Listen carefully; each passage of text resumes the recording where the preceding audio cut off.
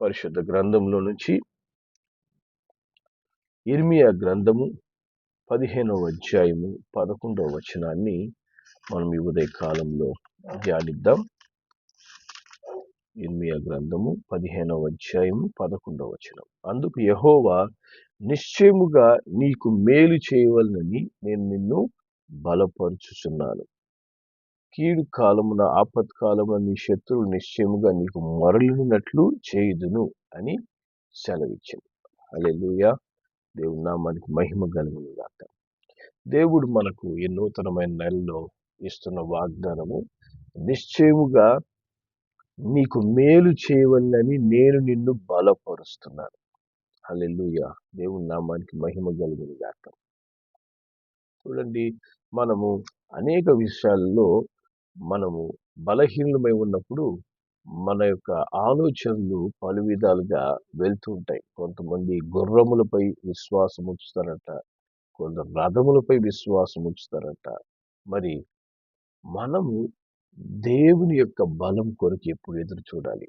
మన జీవితంలో ప్రతి పరిస్థితిలో మనలను బలపరచుటకు సర్వశక్తిమంతుడైన దేవుడు ఎప్పుడు తోడై ఉన్నాడు. ఆయన బలపరిచినప్పుడు, ఆయన బలం మనదైనప్పుడు నిశ్చయముగా అది మనకు ఆశీర్వాదంగా మారుతుంది, అది దీవెనకరంగా మారుతుంది. దేవుడు మనతో చెప్తున్నాడు, నేను నిన్ను బలపరుచి నీకు సమస్తము మేలుకరంగా మారుస్తాను. దేవుడు మనల్ని బలపరిచినప్పుడు మనం ఎదుర్కొంటున్నటువంటి ప్రతి పరిస్థితి, ప్రతి కీడు, ప్రతి దుష్టుని క్రియలు, ప్రతి సాతాను యొక్క తంత్రములన్నీ కూడా మనకు మేలుకరంగా మారుతాయి. మనకు మేలుకరంగా మారుతాయి. లోకంలో మనం పొందుకునే బలము ఆ సమయానికి మనకు సహాయకరంగా ఉండొచ్చు. ఆ సమయంలో మనల్ని ఏమో ధైర్యపరిచినట్టు అనిపించవచ్చు.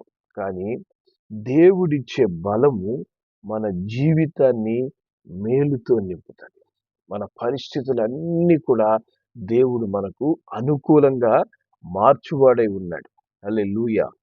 అందుకే రోమీయులకు రాసిన పత్రిక 8వ అధ్యాయము 28వ వచనంలో దేవుని వాక్యం చెప్తుంది, దేవుని ప్రేమించు వారికి అనగా ఆయన సంకల్పము చొప్పున పిలువబడిన వారికి మేలు కలుగుటకై సమస్తమును సమకూడి జరుగుచున్నవని ఎరుగుదము. హల్లెలూయా. ఎవరైతే దేవుని యొక్క బలమును ప్రేమిస్తారో, దేవుని యొక్క సహాయమును కోరుకుంటారో, ప్రభువు మీద నిజముగా నిరీక్ష నుంచి ఎదురు చూస్తారో, దేవుడు అంటున్నాడు, అటువంటి వారికి ప్రతి పరిస్థితి కూడా, అది నీకు విరోధముగా ఉన్నా, అది నీకు మేలుకరంగా ఉన్నా, ప్రతి పరిస్థితి ఇంకా నీ జీవితానికి ఆశీర్వాదకరంగా దేవుడు మార్చివేసేవాడై ఉన్నాడు. హల్లెలూయా. ఈ దినమున నువ్వు ఎటువంటి పరిస్థితి గుండా నడుస్తున్నావు? మరి గడిచిన నెలల్లో మరి నేను ఈ 2025 సంవత్సరము ఎంతో మేలుగా ఉంటుంది, మరి 24వ సంవత్సరం దాకా ఎదుర్కొన్న పరిస్థితులన్నీ మారిపోతాయి అని ఒక నిరీక్షణతో 2025 సంవత్సరంలో అడుగుపెట్టి ఉండొచ్చు. మరి ఈ 8 నెలలు గడిచినా కూడా జీవితంలో ఏ మార్పు లేదు. మళ్ళీ అదే పరిస్థితుల్లో నేను జీవితంలో కూరుకుపోతున్నానే, అదే శ్రమల గుండా నేను నడుస్తున్నానే, మరి నా జీవితంలో మేలు ఎప్పుడు కలుగుతుంది అని మనం ఆలోచిస్తున్నట్లయితే, దేవుడు అంటున్నాడు, నేను నిశ్చయముగా మేలు కలుగుటకు నిన్ను బలపరిచే దేవుడు అని అంటున్నాడు. హల్లెలూయా. ఆయన నిన్ను బలపరిచే దేవుడు. ఆయన యొద్దకు మనం ఎప్పుడైతే వెళ్తామో, ఆయన బలము కొరకు మనం ఎదురు చూస్తామో, దేవుడు నిశ్చయముగా మన జీవితాన్ని బలపరిచి ఈ సంవత్సరం 2025 సంవత్సరంలో నీ పట్ల కలిగిన ఆయన ఉద్దేశాలు, నీ కుటుంబం పట్ల ఆయన కలిగినటువంటి ప్రణాళికలు నెరవేరు రీతిగా ఆయన నిన్ను బలపరుస్తాడు. హల్లెలూయా. మనం దేవుని వైపు తిరిగినప్పుడు, దేవుని యొద్దకు మనం వెళ్ళినప్పుడు అట్టి కార్యాలు మనం నిశ్చయంగా అనుభవిస్తాం. హల్లెలూయా. ఎందుకంటే మన దేవుడు ఎప్పుడు కూడా అబద్ధమాడడు. ఆయన చెప్పు ప్రతి మాటలో సత్యం అనేది ఉంది. మరి దేవుని వాక్యంలో కీర్తనలు 84 కీర్తనలోకి మనం వెళ్తే 84 కీర్తన 5వ వచనం నుంచి మనం చదువుదాం. 84 కీర్తన. నీ వలన బలమునందు మనుష్యులు ధన్యులు, యాత్ర చేయు మార్గములు వారికి అతి ప్రియములు. హల్లెలూయా. దేవుని వలన బలమునుందే మనుష్యులు ధన్యులంట. హల్లెలూయా. మనము బలం కొరకు ఎవరో ఒకరి సహాయం కొరకు ఎదురు చూస్తుంటాం. ఎవరో ఒకరు నన్ను బలపరచరా, మరి ఎవరో ఒకరు ఈ సమయంలో నాకు ఆశ్రయముగా ఉండరా, నన్ను నడిపించరా అని ఎదురు చూస్తుంటాం. దేవుని వాక్యం చెప్తుంది, దేవుని కొరకు ఎదురు చూసేవాళ్ళు, దేవుని బలము కొరకు ఎదురు చూసేవాళ్ళు, దేవుడు నన్ను బలపరుస్తాడు, నన్ను బలపరచు ప్రభువా అని దేవుని బలము కోసం ఎదురు చూసేవాళ్ళు ధన్యులంట. హల్లెలూయా. వారి యొక్క యాత్ర చేయు మార్గం అనగా వారి జీవన యాత్ర, జీవిత ప్రయాణం. మనము ఈ లోకంలో యాత్రికులమై ఉన్నామని దేవుని వాక్యం చెప్తుంది. అనుదినము మనం ఒక జీవిత ప్రయాణంలో వెళ్తున్నాం. ఈ జీవిత ప్రయాణము మనకు దేవుని ద్వారా బలము పొందినప్పుడు మనకు ఎంతో ప్రియంగా మారుతుందంట. మన జీవితము మనకు రుచికరంగా ఉంటది.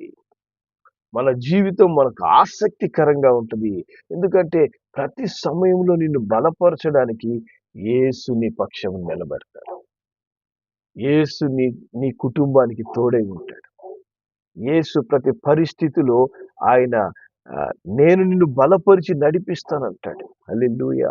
దేవుని నామానికి మహిమ కలుగును గాక. దేవుడు ఒక వ్యక్తిని బలపరిచినప్పుడు వారి జీవితాలు ఎలా ఉంటాయంట?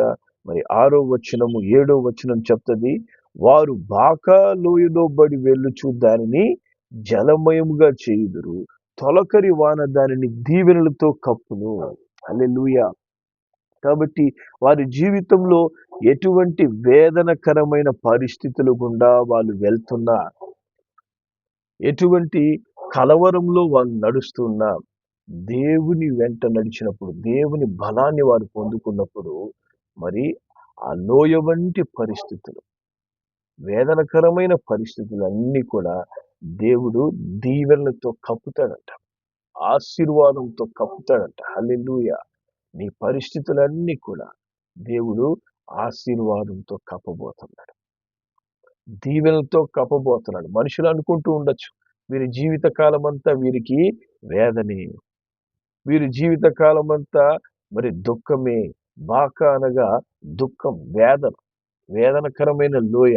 వీరి జీవితాల్లో ఆ లోయలోంచి ఎప్పుడు పైకి వస్తారు? వారి బ్రతికి కాలం అంతా కూడా వేదంలోనే వాళ్ళు ఉంటారని అనుకుంటుంటారేమో. దేవుడు అంటున్నాడు, నేను నిన్ను బలపరచబోతున్నాను.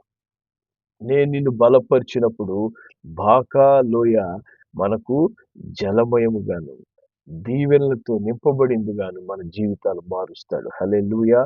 మరి 7వ వచనం చెప్తుంది, వారు నానాటికి బలాభివృద్ధి నొందుచు ప్రయాణం చేస్తారు. హల్లెలూయా.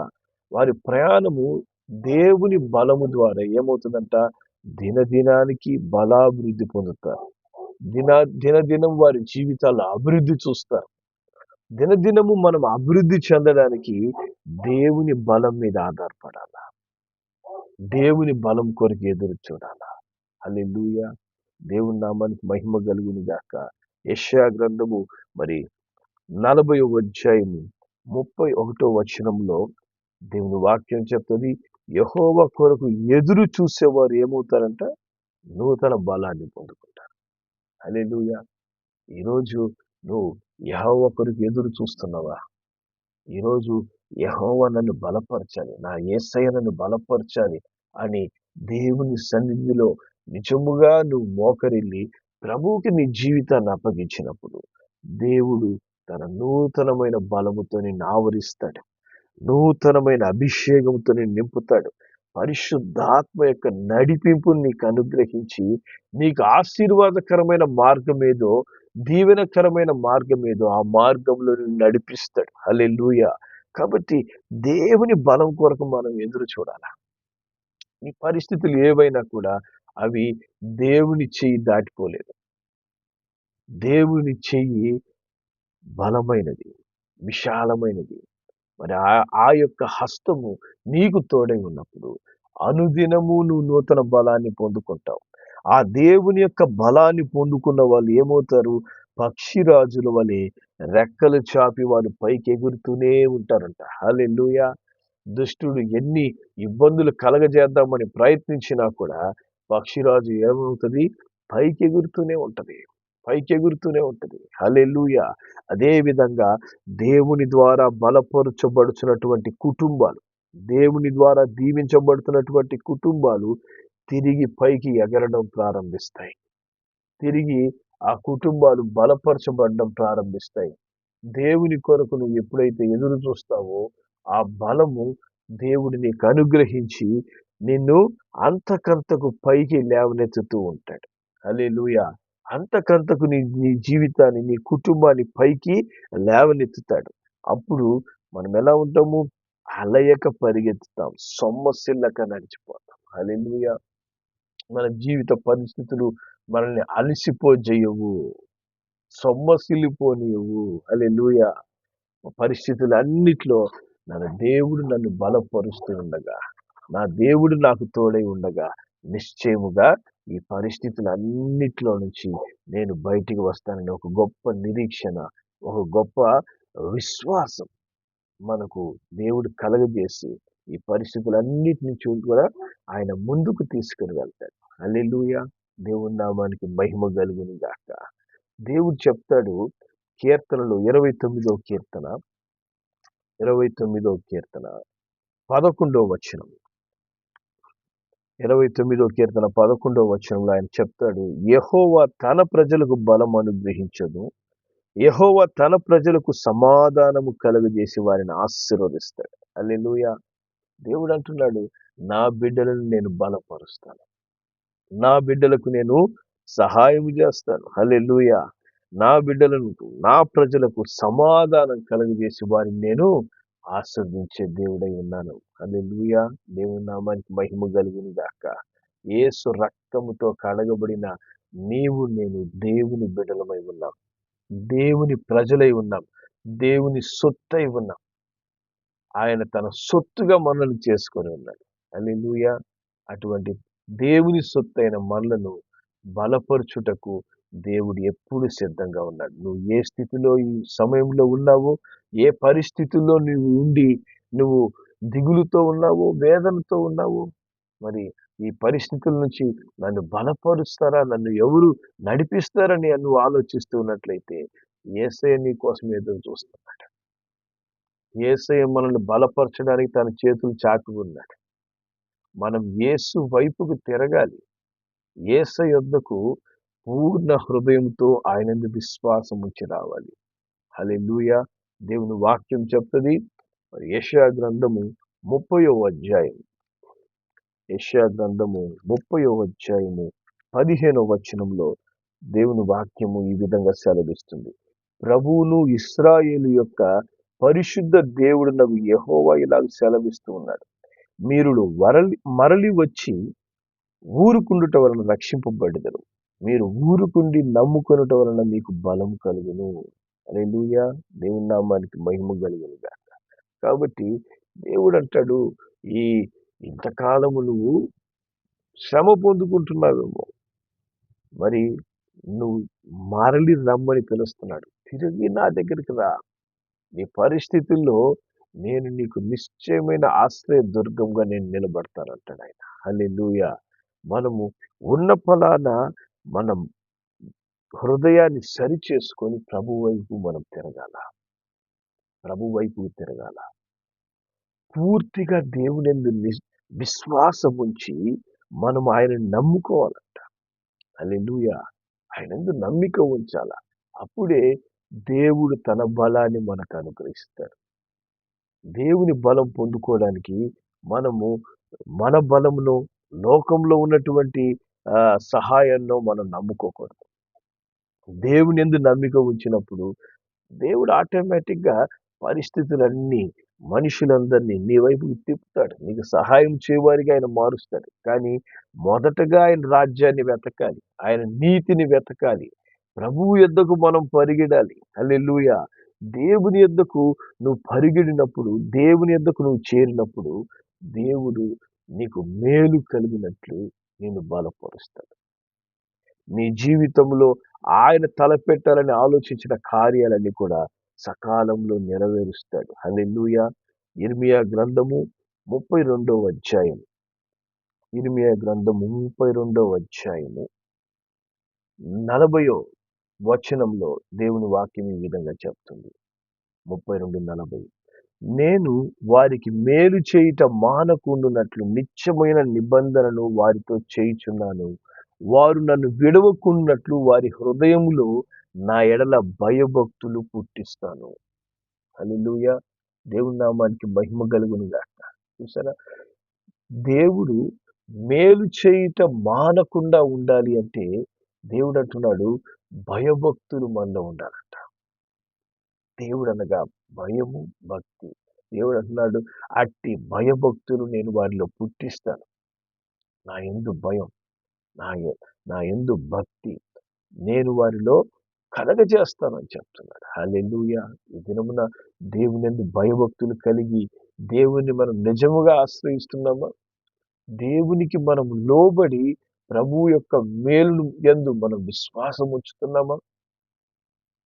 దేవుని యందు భయభక్తులు లేనప్పుడు మనం అనేక ఆశీర్వాదాలు మనం కోల్పోతాం. దేవుని చిత్తానికి మనం లోబడినప్పుడు అనేక సార్లు దేవుడు అనుగ్రహించినటువంటి ఆశీర్వాదకరమైన జీవితాన్ని మనము కష్టముగా, కఠినముగా మనం మార్చుకుంటుంటాం.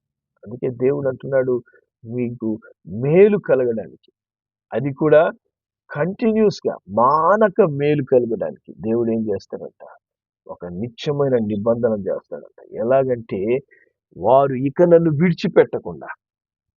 ఇప్పుడు వరకు మనం చాలాసార్లు ఏం చేసి ఉంటాం, మనం అవసరమైనప్పుడే దేవుని దగ్గరికి వస్తూ ఉంటాం. సమస్య వచ్చినప్పుడే దేవుని దగ్గరికి వస్తాం. మనకేమైనా ఇబ్బంది కలిగినప్పుడే మనకు ప్రార్థనలు వస్తాయి. దేవుడు అంటున్నాడు ఇకపై వారు నన్ను విడవకుండునట్లు. హల్లెలూయా. దేవుని నామానికి మహిమ కలుగును గాక. ఇకపై నాకు దూరం కాకుండానట్లు నేను వారికి ఏం కలగజేస్తాను, భయభక్తులు కలగజేస్తాను. వారి హృదయములలో నేను భయభక్తులు పుట్టిస్తాను. హల్లెలూయా. దేవుని భయం లేనప్పుడు మనుషులు ఎలా ఉంటారంటే అవసరమైతేనే దేవుని దగ్గరికి వస్తారు, అవకాశం ఉన్నప్పుడు దేవుని దగ్గరికి వస్తారు. నిజమైన దేవుని భయం, భక్తి కలిగిన వాడు ఎల్లప్పుడూ ప్రభువుని ఆరాధిస్తాడు, ఎల్లప్పుడూ ప్రభువుకి లోబడతాడు, ఎల్లప్పుడూ భయము కలిగి జీవిస్తాడు. హల్లెలూయా. అట్టి భయం మనలో ఉందా? అట్టి దైవ భయం కలిగిన వాడు ఎప్పుడు పాపం చేయడు, పరిశుద్ధంగా జీవిస్తాడు, ఇతరులకు మేలు చేయవాడిగా ఉంటాడు. దేవుడు అంటున్నాడు నీకు మేలు కలిగినట్లు నీ హృదయములో అట్టి భయభక్తులు నేను పుట్టిస్తాను. ఆ భయభక్తులు నీలో ఎప్పుడైతే వస్తుందో ఇక నువ్వు నన్ను విడిచిపెట్టవు అంటున్నాడు. హల్లెలూయా.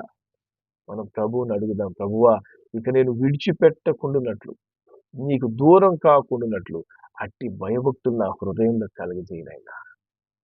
అట్టి భయభక్తులు కలిగి నేను నీకు లోబడ్డం నాకు నేర్పించినైనా అని మనం ప్రభువుని అడుగుదాం. ప్రభు కృపను కోరుకుందాం. హల్లెలూయా. దేవునికి మనము దూరమైన ప్రతిసారి మనము అనవసరమైనటువంటి శోధన, శ్రమ, ఇబ్బందులు మనం ఎదుర్కొంటూ ఉంటాం. గడిచిన 8 నెలలు ఎలా గడిచిపోయినాయి అనేది పక్కన పెట్టండి. ఈరోజు మనం ఒకసారి ఆలోచిద్దాం. దేవుని యందు నిజముగా భయభక్తులు కలిగి నేను దేవుని విడిచిపెట్టకుండా పట్టుకొని నడిచానా? దేవునికి ఎన్నిసార్లు నేను దూరమయ్యాను? నేను ఎన్నిసార్లు దేవుణ్ణి ఒక అవకాశం వలె ఉపయోగించుకున్నాను? ఈరోజు ప్రభువుని నిజంగా నేను పట్టుకుంటాను, ప్రభువుని నిజముగా ఆశ్రయిస్తాను. ప్రభువా ఇదిగో నైనా నన్ను బలపరచు, నన్ను బలపరచు అని నేను ప్రభు సహాయాన్ని కోరుకుంటాను. ఈ ఉదయ కాలంలో మరి ఈ యొక్క 9వ నెలలో మనము దేవుని యొద్దకు నిజముగా మనం వద్దాం, ఆయనకు మన హృదయాన్ని అప్పగించుదాం. దేవా నా హృదయంలో నాకు భయము, భక్తిని కలగజేయండి నాయనా.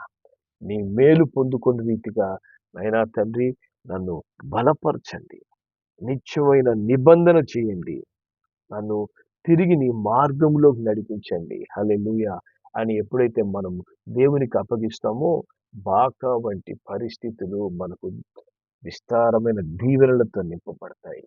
హల్లెలూయా. మన జీవిత ప్రయాణం మనకెంతో మధురంగా ఉంటది. దేవుడు తలపెట్టినటువంటి ప్రతి ఉద్దేశము నీ పట్ల, నీ కుటుంబం పట్ల దేవుడు నెరవేర్చుటకు శక్తిమంతుడై ఉన్నాడు. ప్రార్థన చేద్దాం. ప్రభు చేతికి మన జీవితాన్ని అప్పగిద్దాం. ప్రేంగల మా తండ్రి పరిశుద్ధుడా, ఈ సెప్టెంబర్ నెల మొదటి దినమున తండ్రి అయినా మాతో మీరు మాట్లాడుతున్నారయ్యా. నీకు మేలు చేయాలనే నేను నిన్ను బలపరచబోతున్నాను అంటున్నారు తండ్రి. అవునైనా ఈ 2025లో అయినా 8 నెలలు గడిచిపోయినాయి. మరి తండ్రి మేము పొందుకోవాల్సిన మేలు ఇంకా అనేకములు నైనా అలాగే నిలిచిపోయినాయి నైనా. తండ్రి అనేక సార్లు అవకాశాన్ని బట్టి మేము ప్రభు దగ్గరికి వస్తున్నాం. నైనా తండ్రి మాకు సమయం ఉన్నప్పుడే ప్రభువుని వెతుకుతున్నాం. సమస్య వచ్చినప్పుడే ప్రార్థనలు వస్తున్నాయి. అయినా తండ్రి మీరు చెప్తున్నారు, ఇకపై నేను విడువక మీ పట్ల మేలు కలిగినట్లు మీ హృదయములలో భయభక్తులు నేను పుట్టిస్తాను. ఆ భయభక్తుల ద్వారా ఇక నన్ను మీరు విడిచిపెట్టరంటున్నారు నాయన. తండ్రి అట్టి భయభక్తులు మా హృదయాల్లో పుట్టించండి. ప్రభువుకి లోబడ్డం నేర్పించండి. ప్రతి నిత్యంనైనా ప్రభువుని స్తుతిస్తూ గణపరుస్తూ భయము కలిగి ఆయన పాపము చేయక పరిశుద్ధంగా జీవించడం మాకు నేర్పించండి నాయన. ఇదిగో తండ్రి ఈ 2025 సంవత్సరంలో ఏ ఏ ఆశీర్వాదాలు మీరు మా కొరకు దాచి ఉంచారో అవన్నీ కూడా నాయన ఈ యొక్క చివరి 4 నెలల్లో నిశ్చయంగా మేము పొందుకున్న రీతిగా అయా ప్రభువు వెంట భయభక్తులు కలిగి నడిచేందుకు మాకు సహాయం చేయండి. తండ్రి నీ యందు భయభక్తులు కలిగిన వారి కొరకు దాచి ఉంచిన మేలు ఎంతో గొప్పదని చెప్పారు. ఆ గొప్ప మేలు, ఆ గొప్ప ఆశీర్వాదం మేము మా కుటుంబం అనుభవించే రీతిగా మమ్మల్ని నీ చిత్తంలో నడిపించమని, ఆశీర్వదించమని యేసు నామములో ప్రార్థిస్తున్నాం తండ్రి. ఆమేన్.